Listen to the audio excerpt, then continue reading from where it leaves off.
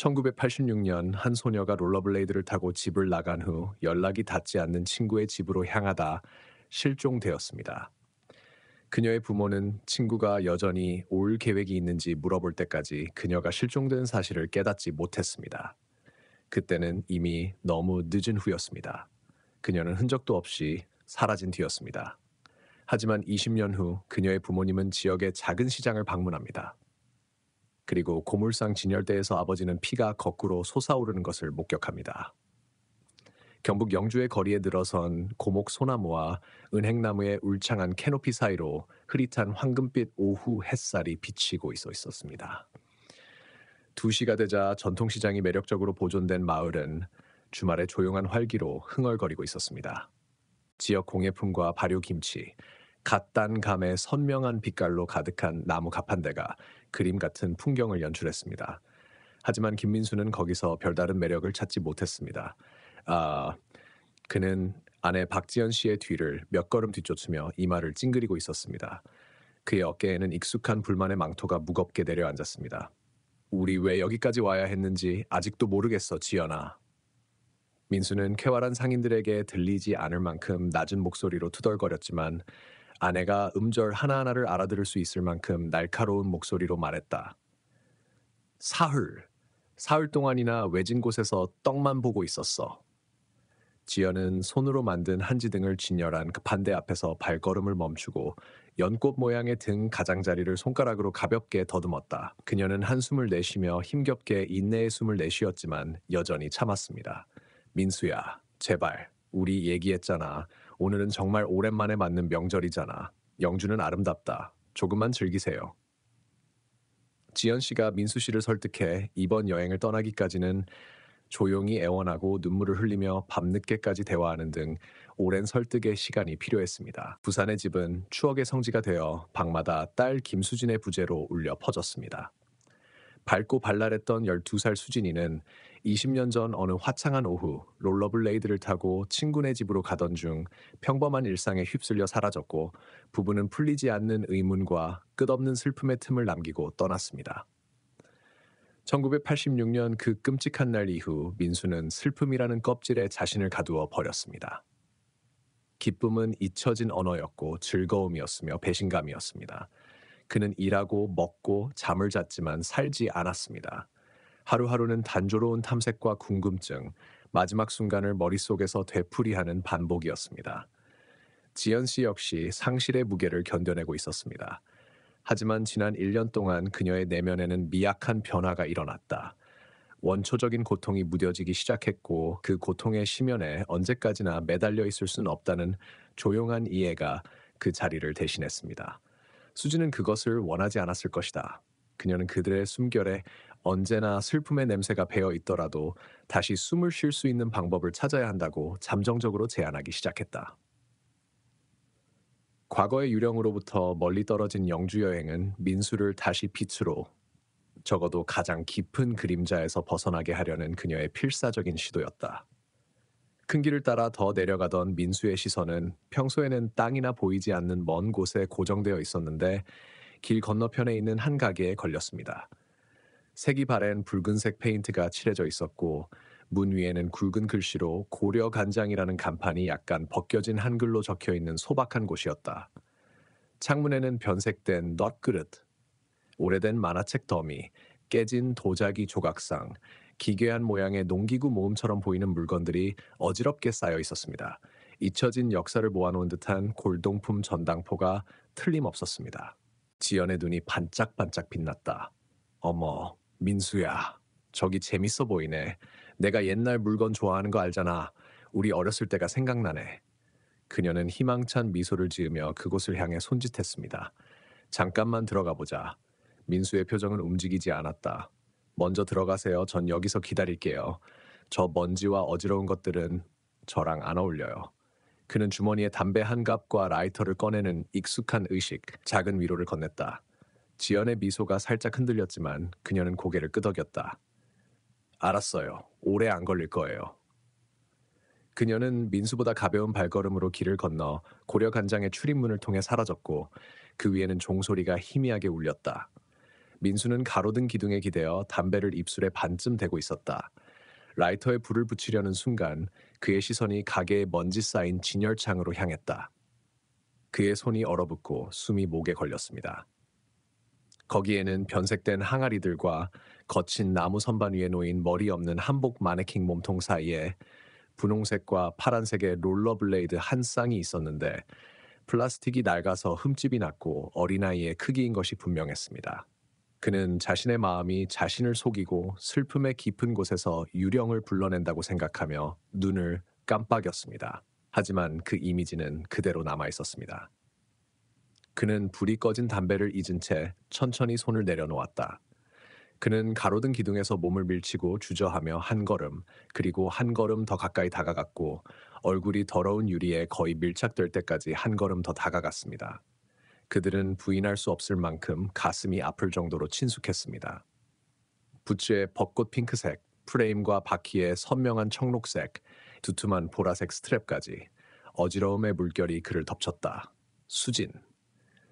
수진도 그런 신발을 가지고 있었습니다. 아니, 그런 거 말고요. 그녀의 12번째 생일 선물로 사준 것이었다. 그는 처음엔 흔들리다가 이내 미끄러지듯 색이 흐릿해지고 웃음이 번지던 선글라스를 끼고 있던 그녀의 눈빛과 순수한 기쁨을 기억했다. 담배와 라이터를 다시 주머니에 넣었습니다. 그는 생각하지 않고 반응했습니다. 그는 종소리가 심하게 울리는 가게 문을 열고 안으로 들어섰고 어둑한 실내를 훑어보다가 지친 표정으로 어수선한 카운터 뒤에 서 있는 머리숱이 적은 남자를 발견했다. 뒤쪽에서 빈티지 한복 뒤를 살펴보고 있던 지연은 갑작스러운 그의 등장에 깜짝 놀라 고개를 돌렸다. 민수야, 왜 그래? 너 괜찮아? 그녀는 얼굴에 걱정스러운 표정을 지으며 그에게 달려갔다. 민수는 잠시 그녀를 무시한 채 가게 주인에게 시선을 고정했다. 롤러 블레이드요. 그가 거친 목소리로 말했다. 창문에요. 지금 당장 봐야겠어요. 가게 주인은 그의 갑작스러운 태도에 눈살을 찌푸렸지만 창문 쪽으로 발걸음을 옮겼습니다. 무슨 일이죠? 지연이 물었다. 봐요. 민수가 속삭이듯 겨우 속삭이는 목소리로 말했다. 가게 주인이 롤러블레이드를 들고 돌아와 카운터 위에 올려놓았다. 롤러블레이드를 보자마자 지연의 손이 입가로 날아갔다. 민수야, 그녀가 숨을 내쉬었다. 수진이 거랑 똑같아. 민수는 떨리는 손으로 손을 뻗어 칼날 중 하나를 집어들었습니다. 그는 칼을 손으로 뒤집어 자세히 살펴보았습니다. 사이즈 4? 제가 사준 사이즈예요. 지연은 고개를 절레절레 흔들며 그의 팔에 재지 않은 손을 얹었다. 민수 씨, 제발 이러지 마세요. 이런 짝이 수천 개는 있을 거야. 우연일 뿐이야. 하지만 민수는 말을 듣지 않았습니다. 그는 롤러블레이드를 뒤집어 바닥을 확인했습니다. 플라스틱 토가드에 긁힌 자국에는 KSJ 김수진이라는 이니셜이 새겨져 있었습니다. 김수진이라고 그는 목소리가 갈라지며 속삭였습니다. 내가 직접 새긴 거야. 지연아, 이 그녀거야. 수진이의 뭐야. 롤러블레이드야. 지연은 이니셜을 보자마자 회의감이 사라졌습니다. 그녀는 손을 뻗어 손끝으로 글자를 더듬으며 떨리는 마음으로 물었습니다. 어떻게 이런 일이 가능하지? 어떻게 집에서 수천 킬로미터 떨어진 이곳까지 왔을까요?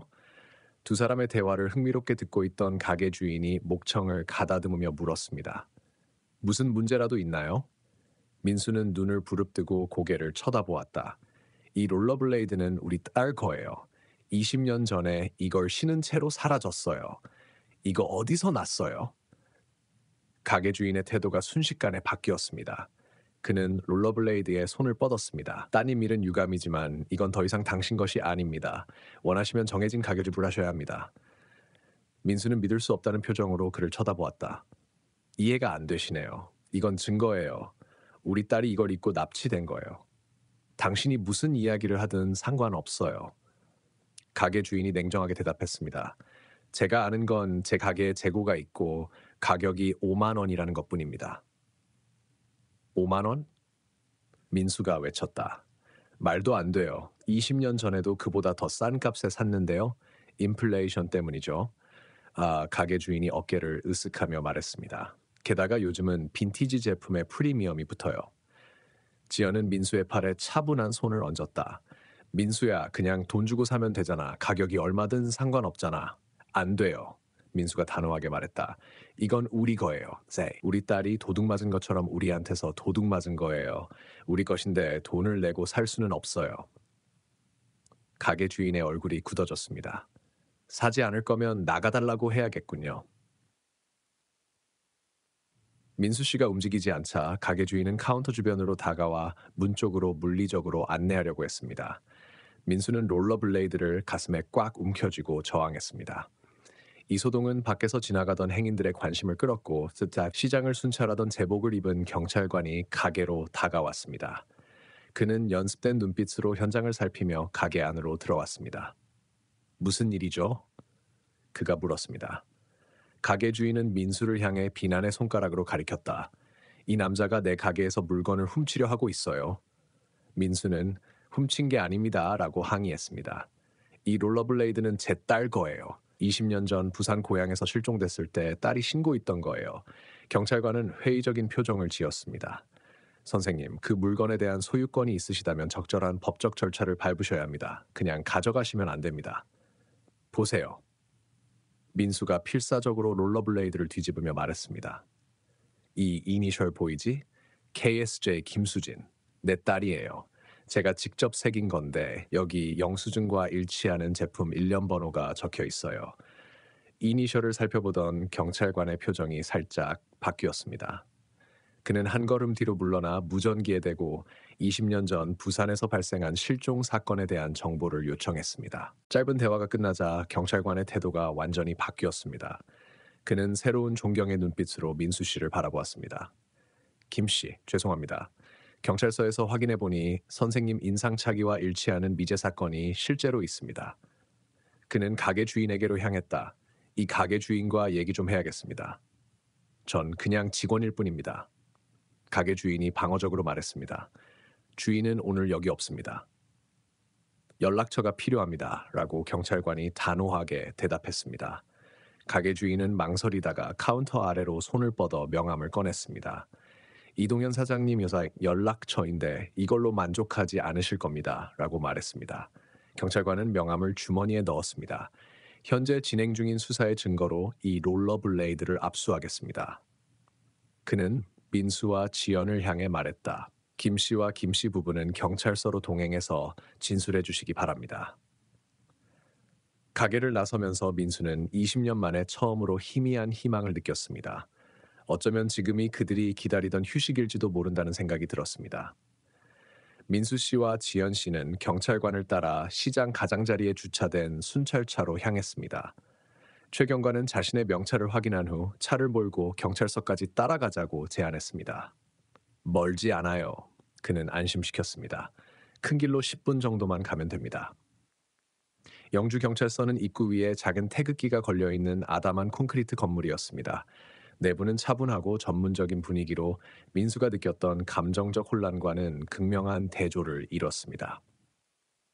최 경관은 테이블과 의자 4개가 놓인 작은 면담실로 안내했습니다. 테이블 중앙에는 투명한 증거 가방에 봉인된 롤러블레이드가 놓여 있었습니다.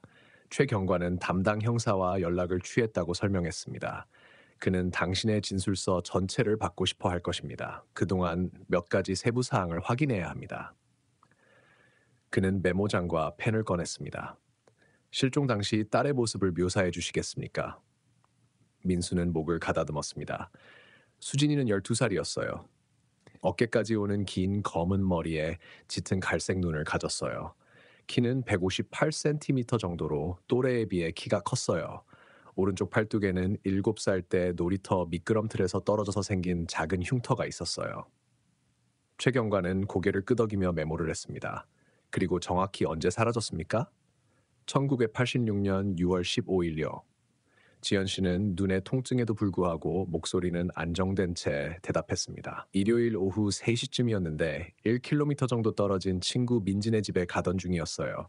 새로 산 롤러블레이드를 자랑하고 싶었거든요. 민진의 집에는 도착하지 않았어요. 민수는 계속 말했습니다. 오후 5시쯤 민지의 어머니가 수진이가 아직 안 왔냐고 전화하기 전까지는 무슨 일인지 몰랐어요. 문이 열리자 사복 차림의 남자가 들어왔습니다. 단정하게 빗어 넘긴 머리에 심각한 표정을 짓고 있는 40대 남자였다. 강 형사입니다. 그는 민수, 지연과 악수를 나누며 자신을 소개했다. 따님 실종 사건의 단서를 발견하셨다고 들었습니다. 민수는 증거 가방을 향해 고개를 끄덕였다. 수진이의 롤러블레이드입니다. 확실해요. 강 형사가 맞은편에 앉았다. 부산 수사당국에 연락을 해봤어요. 사건 파일을 보내고 있는데 몇 시간이 걸릴 것 같습니다. 그동안 자네한테서 자세한 이야기를 듣고 싶네. 이후 1시간 동안 민수와 지연은 번갈아가며 수진 씨의 실종과 관련된 사건에 대해 설명했습니다. 대대적인 수색 활동, 해변과 동네를 샅샅이 뒤졌던 자원봉사팀, 도시 곳곳에 배포했던 전단지 등에 대해 설명했습니다.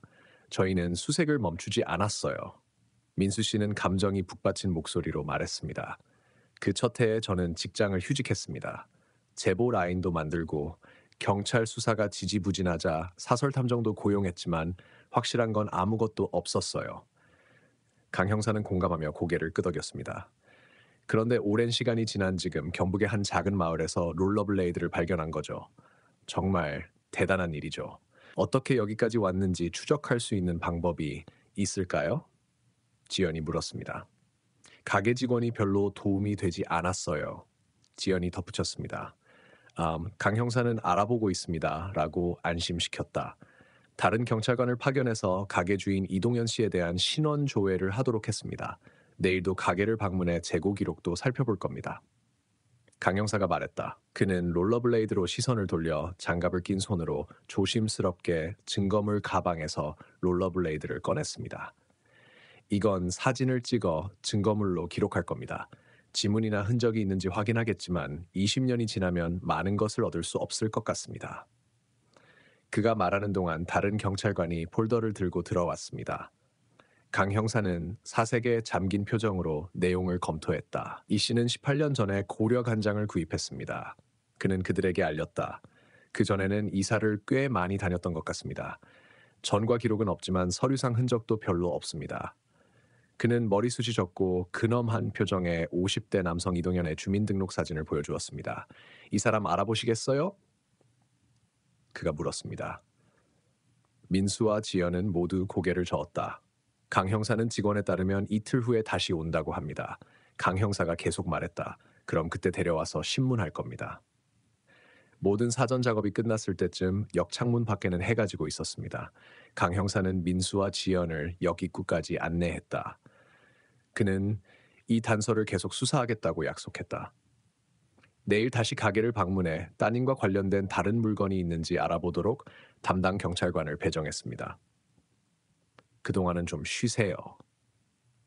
어둑어둑해지는 햇살을 받으며 밖으로 나온 민수는 희망과 두려움이 묘하게 뒤섞인 감정을 느꼈습니다.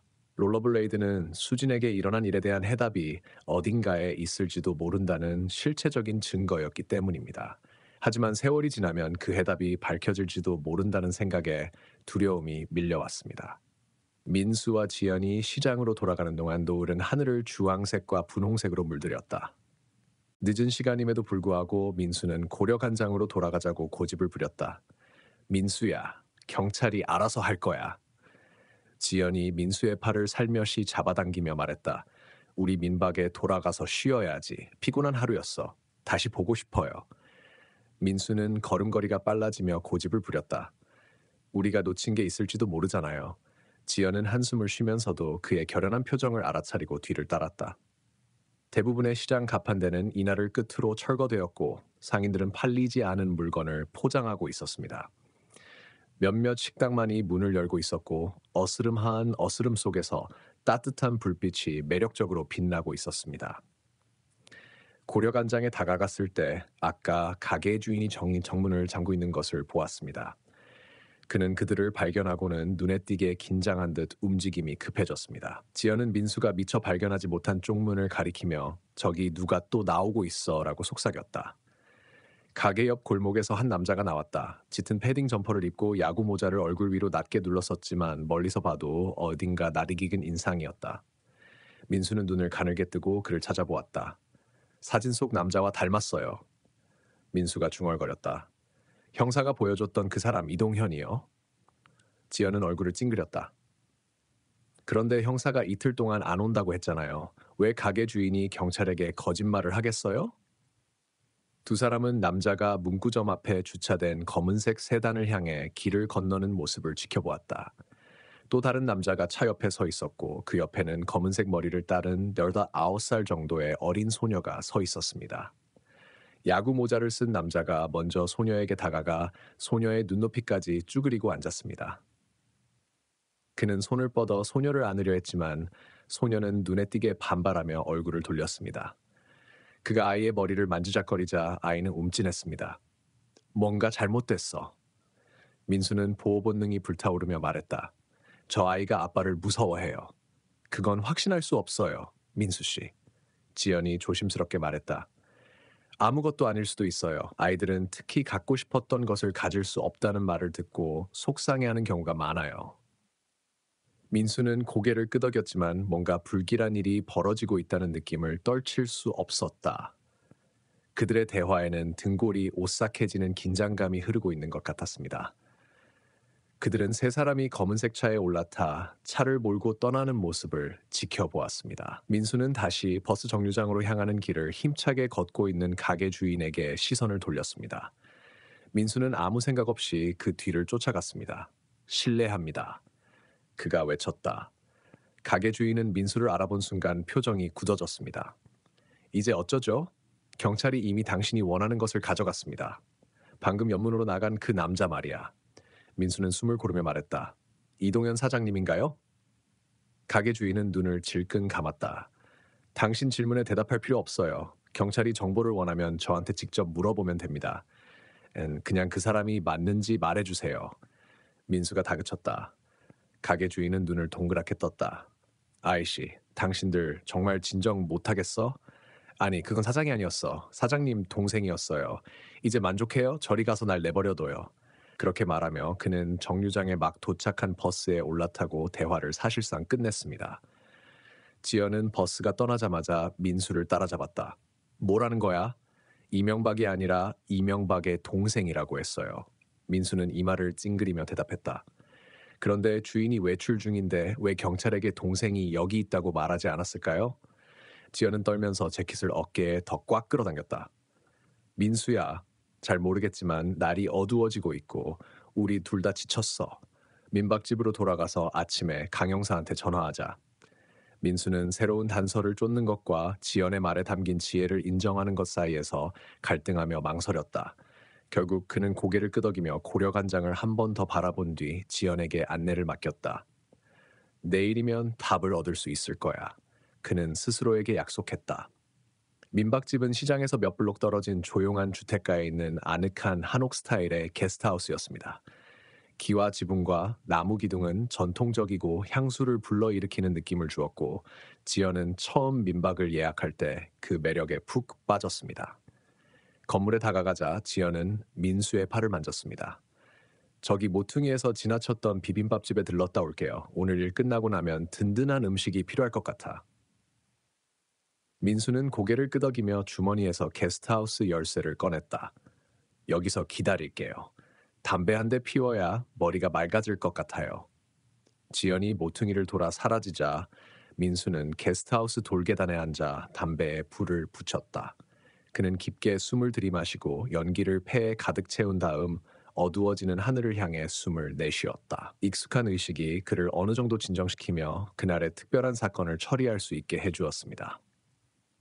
오랜만에 수진의 롤러블레이드를 찾은 것은 우연이 아닐 수 없었습니다. 롤러블레이드는 20년 동안 행방불명된 딸과의 연결고리이자 실체적 증거였습니다. 하지만 그게 무슨 의미였을까요? 어떻게 딸이 사라진 곳에서 수천 킬로미터 떨어진 영주의 고물상에서 발견될 수 있었을까요? 한 번 더 끌면서 그의 손이 살짝 떨렸다.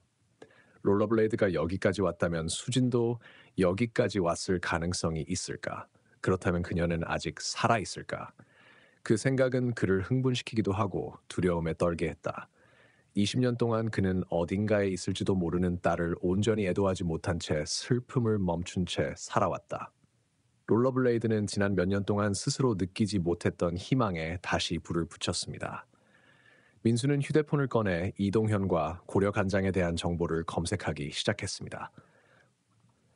가게의 외관과 영업시간, 다양한 메뉴가 있다는 온라인 리뷰 몇 개가 전부였습니다. 이 대표 개인에 대한 정보는 없었습니다. 스크롤을 내리던 중 길 건너편에 있는 움직임이 그의 시선을 사로잡았습니다. 가로등 뒤에 가려진 작은 인물이 게스트하우스를 바라보고 있었습니다. 민수는 어둠이 짙게 깔린 곳을 뚫어져라 바라보았다. 10살이나 11살로 보이는 여자아이였습니다. 민수는 담배를 끄고 자리에서 일어났다. 여보세요? 그는 부드러운 목소리로 물었다. 괜찮아요? 소녀는 잠시 멈춰 서 있다가 조심스럽게 한 걸음 앞으로 나아갔다. 마른 체격의 검은 머리를 지저분하게 뒤로 묶은 소녀는 작은 체구에 비해 너무 큰 옷을 입고 있었습니다. 누구 찾으세요? 민수는 조심스럽게 다가서며 물었다. 소녀는 진지한 눈빛으로 그를 올려다보았다. 제발요, 아주머니. 소녀가 작은 목소리로 말했다. 제 동생을 구할 수 있게 도와주실 수 있나요? 나쁜 남자가 언니를 데려갔어요. 민수는 갑자기 경계를 늦추지 않고 주위를 둘러보았다. 이게 일종의 함정이었던 걸까요?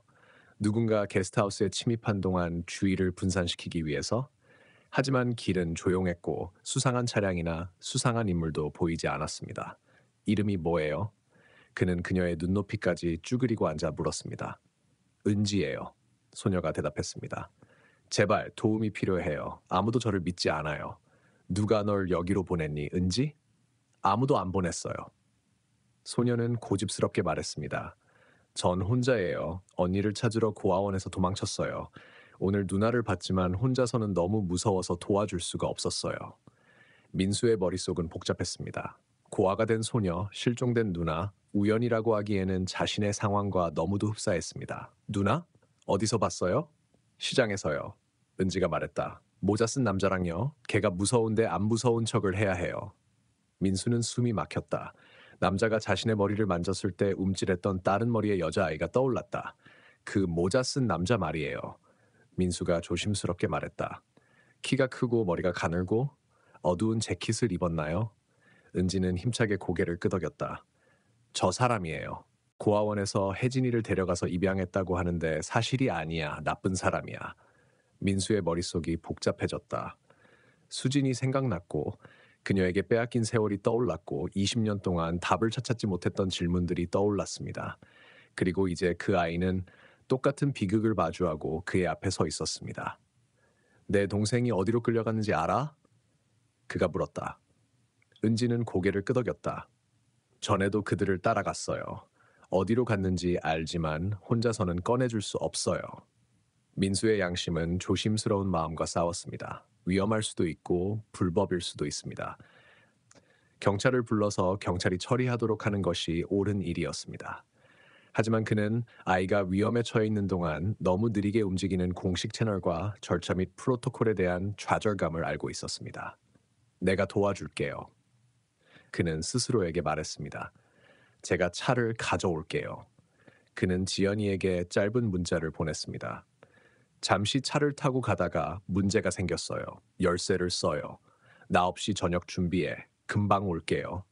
렌터카에 올라타면서 민수는 자신이 큰 실수를 하고 있을지도 모른다는 생각이 들었습니다. 하지만 도와달라는 아이의 호소를 외면하면 자신도 살아갈 수 없다는 것도 알고 있었습니다. 20년 동안 누군가 자신의 딸을 도와주길 바라며 살아왔는데도 말입니다. 민수가 은지의 지시에 따라 영주의 주택가를 차례로 돌며 렌터카는 조용히 콧노래를 흥얼거렸다. 집들은 점점 더 멀어지고 가로등은 점점 더 희미해졌다. 저기예요. 은지가 마침내 나무숲 뒤에 자리 잡은 작은 트레일러 주차장을 가리키며 말했다. 민수는 입구에 주차를 하고 시동을 껐다. 희미한 불빛 속에서 트레일러와 캠핑카 여러 대가 느슨하게 반원 모양으로 모여있는 것이 보였다. 맨 끝에는 창문이 노란빛으로 빛나는 외로운 캠핑카 한 대가 서 있었습니다. 저기예요. 은지가 속삭였다. 민수는 문 손잡이에 손을 얹은 채 망설였다. 은지야, 누나가 저 안에 있는 게 확실해? 이건 정말 심각한 일이야. 소녀는 엄숙한 눈빛으로 고개를 끄덕였다. 제발, 혜진이를 도와줘야 해요. 민수는 자신의 판단에 반해 차에서 내렸다. 그는 은지에게 내 옆에 붙어 있어 라고 지시했다. 그리고 조금이라도 이상하면 바로 떠나는 거야. 알겠지? 두 사람은 조심스럽게 캠핑카에 다가갔다. 차 안에는 아무런 소리도 들리지 않았고 몇 명이 있는지 알 수 없었습니다. 민수는 손을 들어 문을 세게 두드리는 순간 가슴이 두근거렸습니다. 몇 초가 1분으로 늘어났지만 아무 반응이 없었습니다. 그는 이번에는 더 크게 다시 노크했습니다. 마침내 문이 활짝 열렸습니다. 한 남자가 캠핑카의 실내 조명에 비춰진 채 문 앞에 서 있었습니다. 민수는 문구점 밖에서 야구 모자를 쓴 남자가 아니라 차 옆에서 기다리고 있던 그 남자임을 알아챘습니다. 남자는 은지를 보자 눈을 크게 떴다가 민수에게로 시선을 옮기며 다시 좁혀졌다. 당신 누구야? 원하는 게 뭐야? 그가 물었다. 제 이름은 김민수입니다.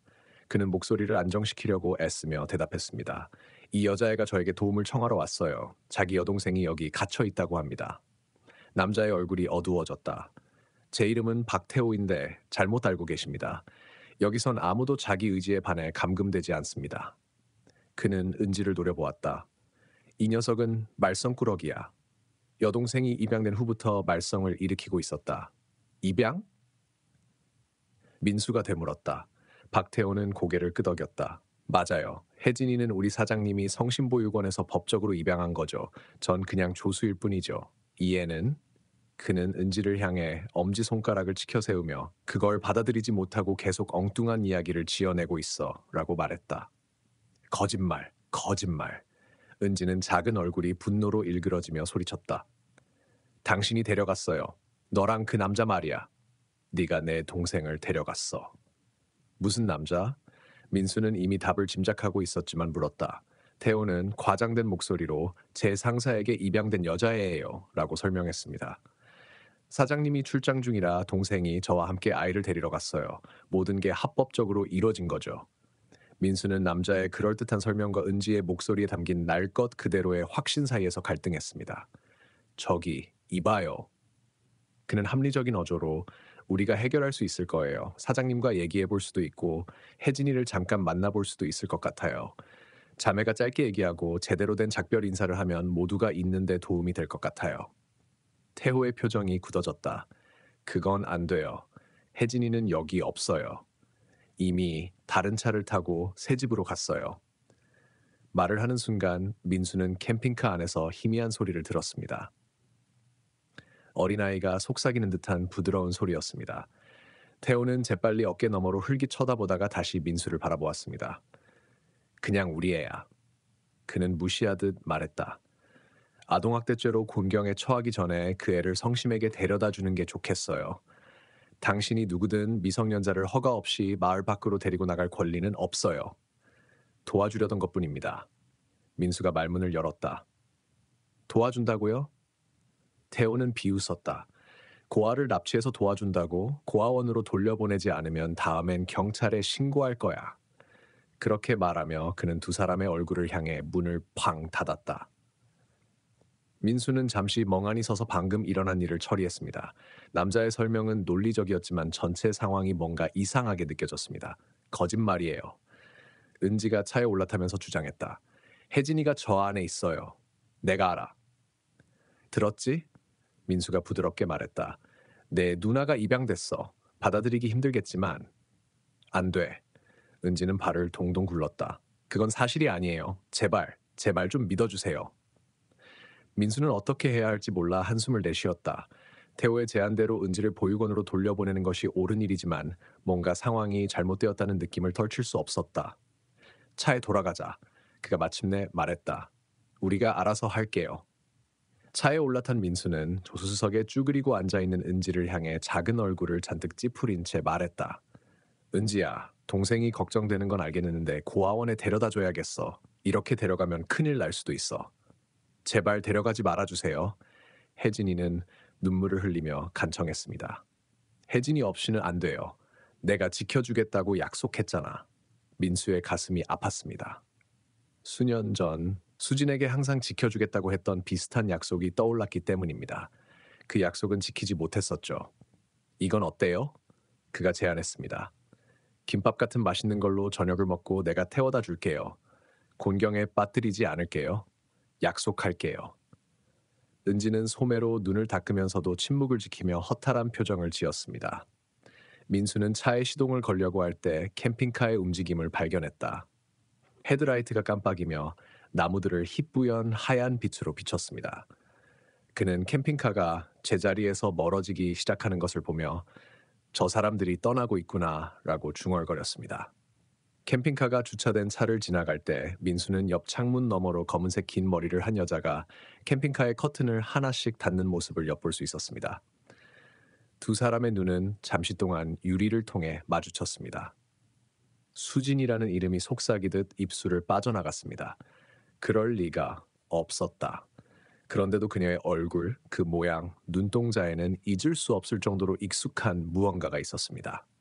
수진이가 성인이 되었을 때의 모습, 수년 동안 수많은 성장 사진에서 미소 짓던 그 이목구비가 바로 그것이었다. 민수는 아무 생각 없이 시동을 걸고 캠핑카 뒤에서 조심스럽게 거리를 유지하며 도로로 나왔다. 뭐 하는 거야? 은지가 똑바로 앉아 물었다. 저 차에서 누군가를 봤어요. 민수는 감정이 격해진 목소리로 설명했습니다. 제 딸일지도 모르는 여자요. 따님이요? 민수는 고개를 끄덕이며 전방의 미등의 시선을 고정했습니다. 제 딸 수진이는 20년 전 12살 때 사라졌어요. 내 누나처럼 안전하다고 생각했는데 사라졌어. 차를 몰고 가던 중 민수의 전화벨이 울리기 시작했습니다. 지연의 이름이 화면에 번쩍 떠올랐습니다. 그는 스피커 버튼을 눌렀습니다. 민수야, 어디야?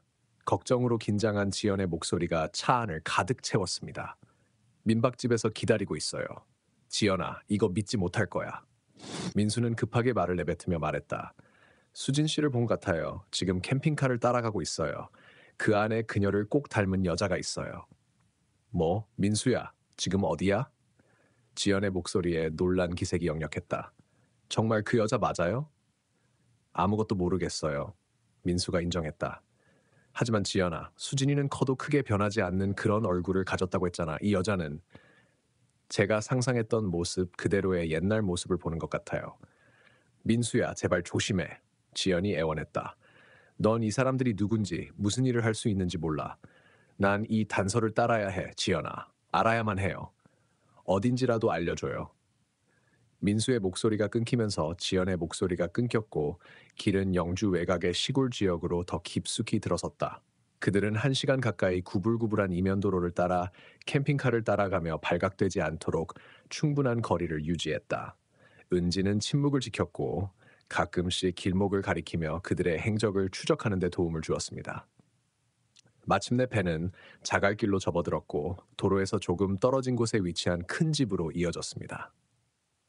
한옥은 아니었지만 기와 지붕에 작은 정원이 있는 2층짜리 현대식 건물로 제법 규모 있는 집이었다. 민수는 헤드라이트를 끄고 집 입구에서 약 100m 떨어진 길가에 차를 세웠습니다. 나무에 일부 가려진 이 유리한 지점에서 그는 바로 눈에 띄지 않으면서도 집을 관찰할 수 있었습니다. 우리 지금 뭐 하는 거지? 은지가 속삭였다. 우리 왜 여기 있는 거야? 민수는 문득 이 상황이 얼마나 낯설고 두려운 상황인지 깨닫고 그녀를 향해 고개를 돌렸다. 미안해, 은지야. 너를 보육원으로 데려갔어야 했는데 사랑하는 사람을 잃은 건 너뿐만이 아니야. 내 딸 수진이도 20년 전에 사라졌는데 그 캠핑카에서 본 것 같아. 그래서 여기까지 온 거예요. 은지 씨의 눈동자가 이해의 눈빛으로 커졌습니다. 나쁜 놈들이 따님도 데려갔다고 생각하세요? 모르겠어요. 민수는 인정했다. 하지만 알아볼 생각은 있어요.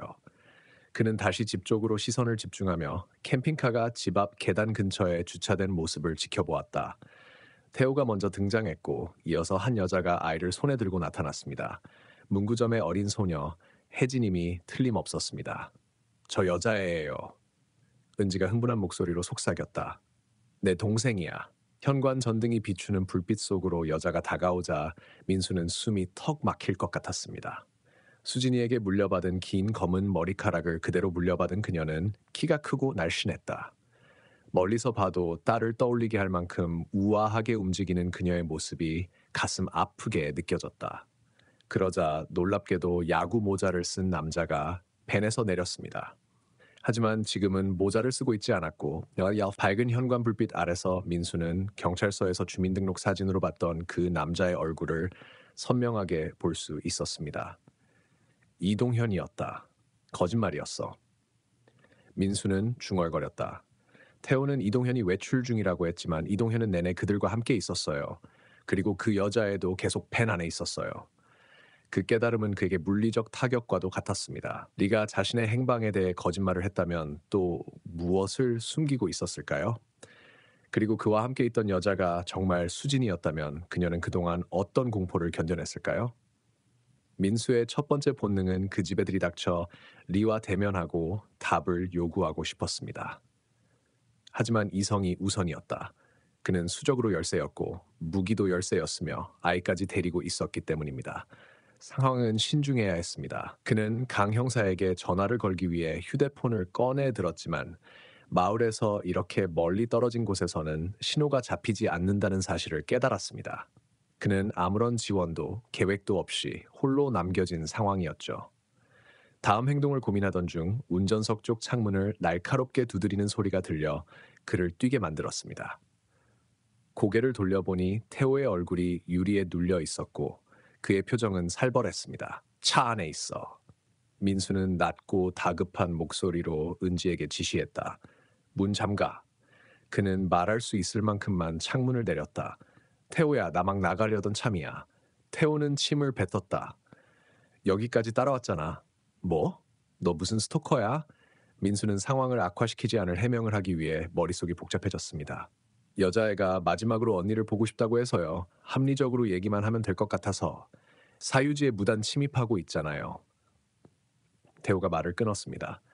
당신이 누구라고 생각하는지 모르겠지만 선을 넘었어. 둘 다 지금 당장 나와 함께 가자.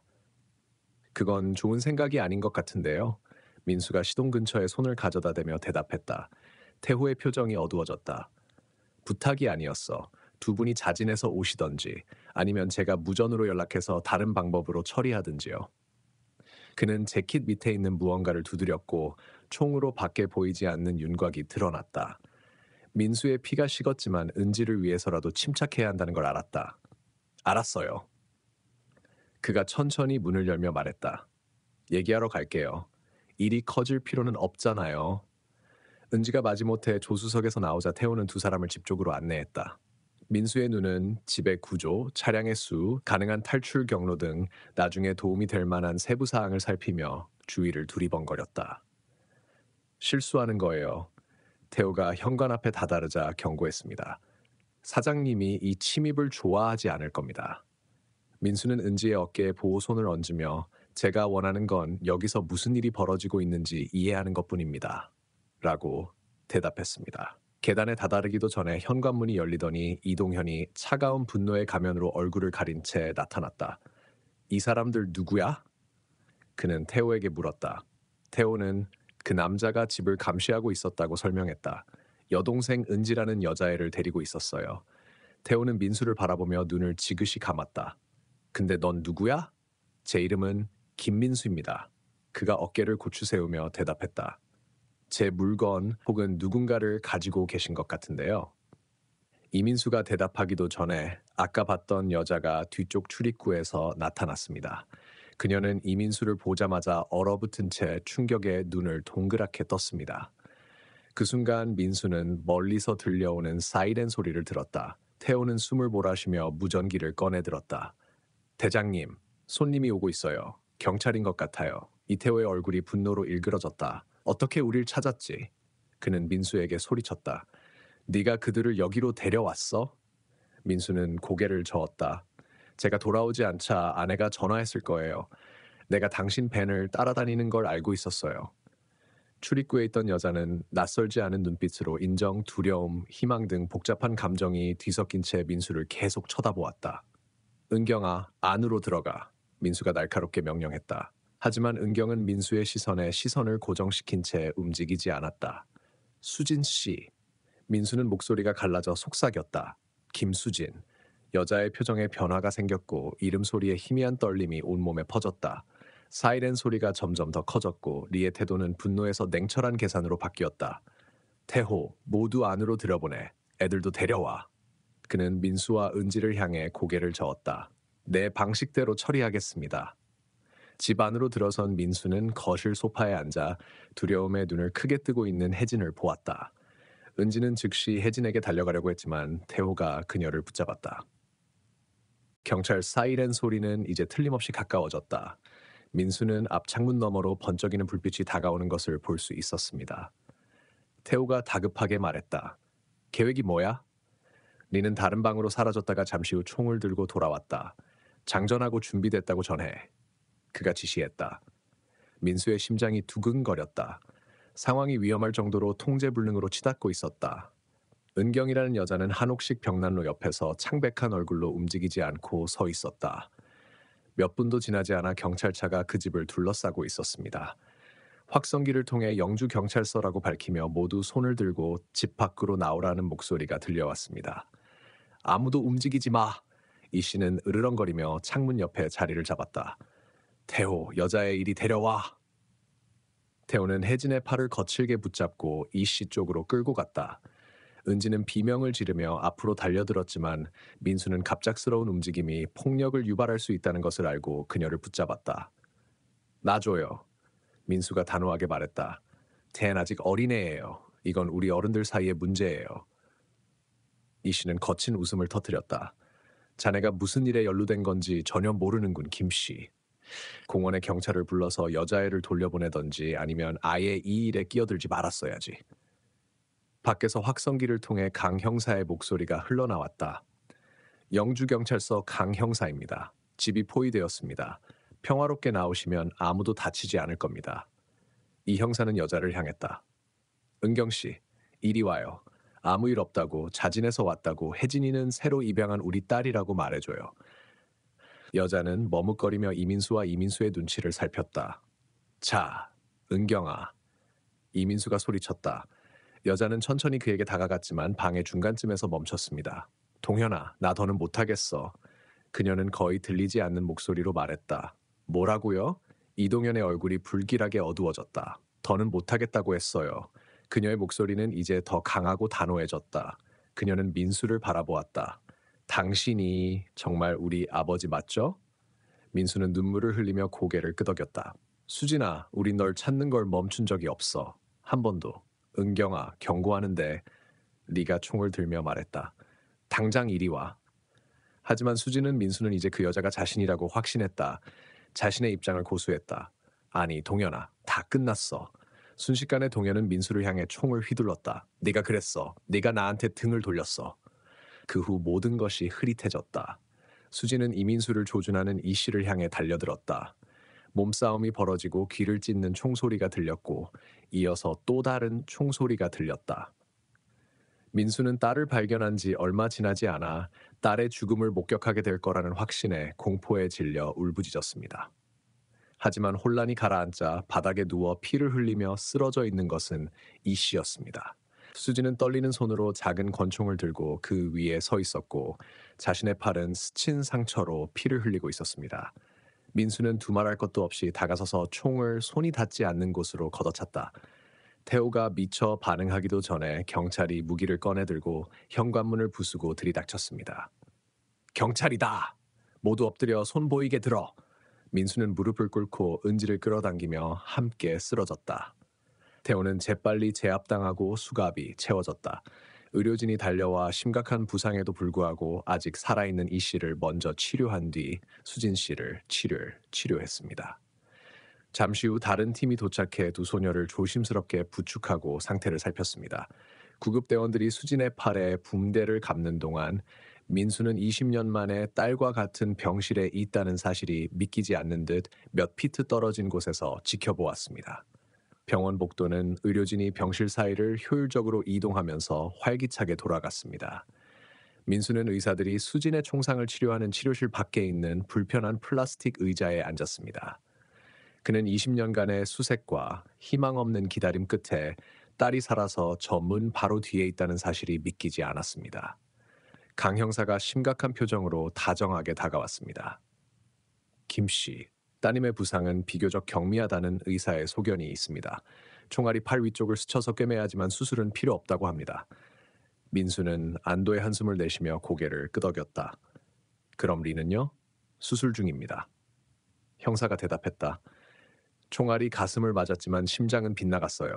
지금 안정시키려고 노력 중이에요. 애들은요? 은지와 혜진은요?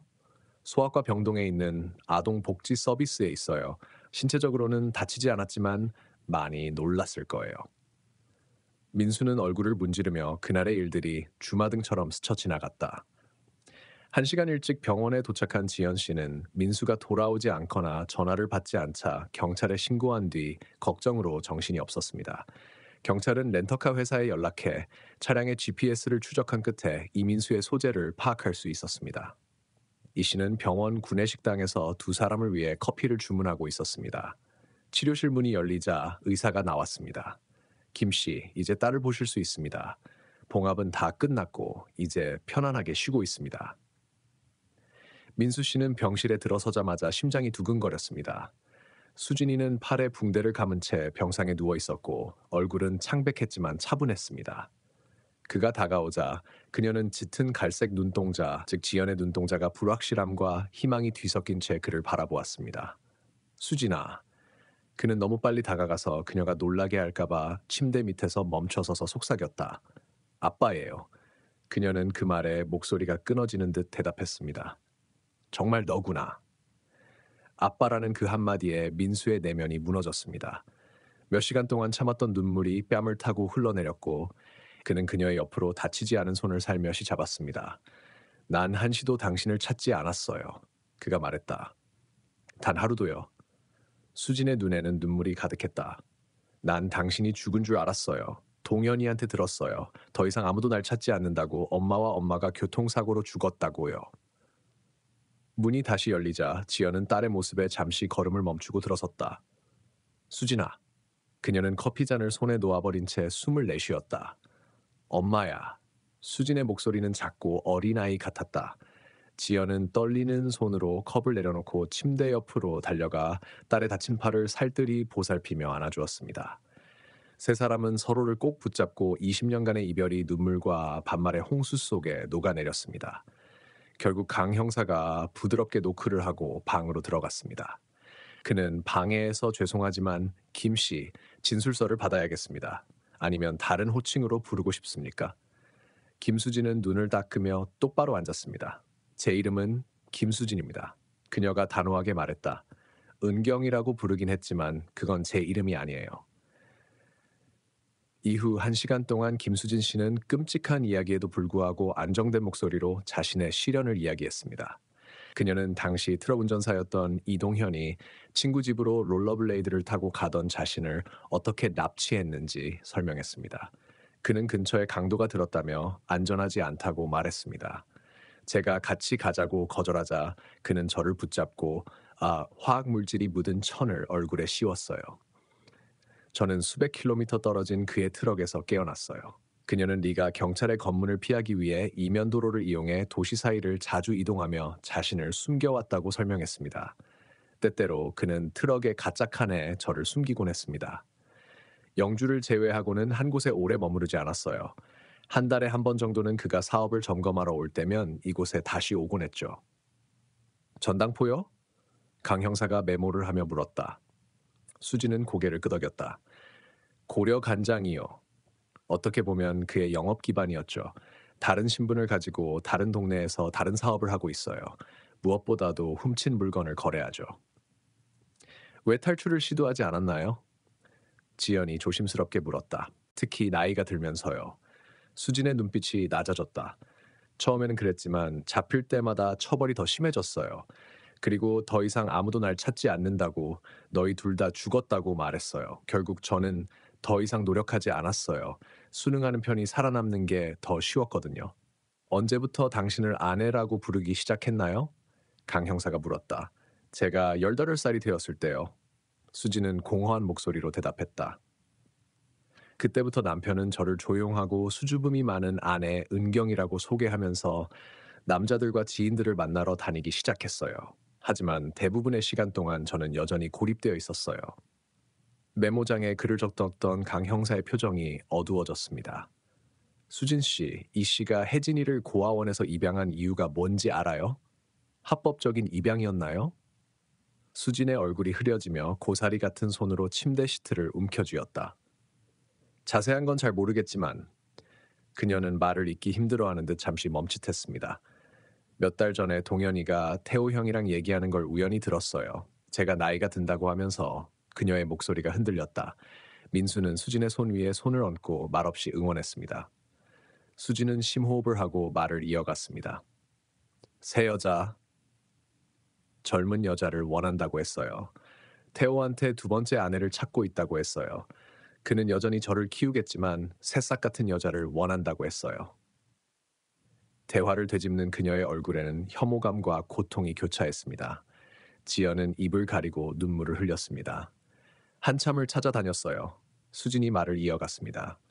그러다 고아원에서 혜진이를 찾았어요. 어떻게 입양을 주선했는지는 모르겠지만 합법적인 입양은 아니었을 거예요. 동현이는 항상 비공식적인 일을 선호했어요. 온갖 불법적인 거래와 거래에 연루되어 있었죠. 신분에 대한 편집증도 심해 어느 동네에 있느냐에 따라 계속 바꾸고 있어요. 강 형사의 입이 굳어졌다. 고아원에 대한 전수조사는 물론이고 고려간장의 기록도 살펴볼 겁니다. 비리나 뇌물이 있었다면 반드시 찾아내겠습니다. 강 형사가 말했다. 이 씨는 어떻게 되나요? 민수는 간신히 분노를 억누르며 딱딱한 목소리로 물었다. 수진 씨 납치, 불법 감금, 혜진 씨 관련 아동학대, 무기 소지, 살인 미수 등의 혐의를 받게 될 겁니다. 형사가 대답했습니다. 그건 시작에 불과합니다. 다른 범행을 조사하다 보면 추가 혐의가 더 있을 겁니다. 민수는 딸의 목숨을 빼앗은 범인이 정의의 심판을 피하지 못할 거라는 사실에 만족하며 고개를 끄덕였다. 문을 두드리는 소리가 두 사람의 대화를 방해했습니다. 간호사 한 명이 들어왔고 이어 아동복지 서비스 유니폼을 입은 여성이 은지와 혜진을 에스코트했습니다. 아이들이 선생님을 만나고 싶다고 했어요. 직원은 설명했습니다. 도착할 때부터 계속 찾으셨어요. 은지는 침대 바로 앞에서 멈춰서서 앞으로 달려갔다. 괜찮아요? 그녀가 수진에게 물었다. 그 나쁜 놈한테 많이 다쳤어요? 수진은 부드럽게 미소 지었다. 괜찮아요. 그냥 긁힌 거야. 혜진이는 좀 어때요? 언니 뒤에 반쯤 숨어있던 혜진이가 눈을 동그랗게 뜨고 올려다보았다. 우리 보육원 다시 가는 거예요? 혜진이가 작은 목소리로 물었습니다. 아동복지사가 대답하기 전에 민수가 먼저 말을 꺼냈습니다. 사실 그 얘기를 하고 싶었어요. 그는 사회복지사에게 돌아섰습니다. 지금 당장 입양은 불가능하다는 걸 알아요. 지방에 살고 있고 서류 작업과 가정 공부도 많이 해야 하지만 더 좋은 시설에 입양할 수 있도록 주선하고 싶고 돌봄과 교육에 필요한 경제적 지원도 하고 싶어요. 수진 씨는 은지 씨에게 따뜻한 손을 내밀었습니다. 내가 날 구해줬어. 그거 알아? 당신이 용기를 내서 도움을 요청하지 않았다면 저는 다시는 가족을 찾지 못했을지도 몰라요. 은지는 뿌듯한 표정을 지었습니다. 제 동생도 구해주셨잖아요. 아동복지사는 고개를 끄덕였습니다. 여자아이들을 입양할 수 있는 방안을 논의해보겠으며 재정적인 지원도 부탁드리겠습니다. 저녁이 되자 병실은 활기가 넘쳤습니다. 의사들이 수진의 상태를 확인하러 왔습니다. 경찰관들이 수사 상황을 알려주러 왔고 지연 씨는 집에 있는 가족들에게 수없이 전화를 걸어 기적 같은 소식을 전했습니다. 이동현은 수술에서 살아났지만 여전히 위독한 상태였습니다. 이동현의 수술과 관련된 태호와 다른 3명의 남성이 체포되어 당국에 정보를 제공하고 있었고 여러 지방에 걸친 불법 활동 네트워크가 드러나고 있었습니다. 마침내 방이 조용해지자 민수는 수진의 침대 옆에 앉아 그녀의 잠자리를 지켜보고 있었습니다. 너무나 익숙하지만 세월의 흔적이 역력한 그녀의 얼굴이 수십 년 만에 처음으로 평온해 보였다. 반대편에 앉은 지연은 다치지 않은 수진의 팔에 손을 가볍게 얹었다. 20년이야. 그녀가 속삭였다. 이런 날을 보게 될 줄은 몰랐어. 휴가를 보내줘서 고마워요. 민수는 목에 걸린 덩어리 때문에 목소리가 거의 들리지 않는다고 속삭였습니다. 온갖 수색과 막다른 골목, 실망 끝에 수진이를 찾을 수 있었던 것은 고물상 창문에 있던 롤러블레이드 한 짝과 동생을 포기하지 않은 어린 소녀의 용기 덕분이었습니다. 삶은 20년 동안 생일과 휴일, 평범한 일상과 다시는 되찾을 수 없는 특별한 순간 등 많은 것을 빼앗아갔습니다. 하지만 여기에 앉아 딸의 숨소리를 지켜보면서 민수는 가장 중요한 것은 잃어버린 것이 아니라 찾은 것임을 알았습니다. 20년 동안 그들의 삶을 뒤덮었던 어둠이 마침내 걷히고 있었습니다. 앞으로의 도전은 계속될 것입니다. 수진이 트라우마에서 회복하려면 시간과 지원이 필요했고 가족 모두가 다시 가족이 되는 법을 배워야 했습니다. 쉽지 않은 여정이겠지만 20년 만에 처음으로 그들은 그 여정을 함께 걸어갈 것입니다. 병원 창밖으로 저녁 하늘에 별들이 보이기 시작했습니다. 민수는 수진이 어렸을 때 별 보는 것을 얼마나 좋아했는지 매일 밤 처음 보는 별을 보며 소원을 빌었던 기억이 떠올랐습니다. 오늘 밤 20년 만에 처음으로 그는 소원을 빌지 않아도 되었습니다. 그가 그토록 바라던 기적이 눈앞에서 평화롭게 잠들어 있었고 마침내 그녀가 있어야 할 집으로 돌아왔기 때문입니다.